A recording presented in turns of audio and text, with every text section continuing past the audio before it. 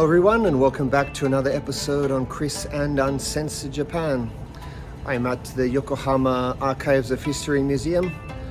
This is a place where the treaty that ended Japan's 2 centuries of isolation was signed between Japan and the US. This is the first place in 2 stops that I'm planning to cover today. Enjoy the video to come.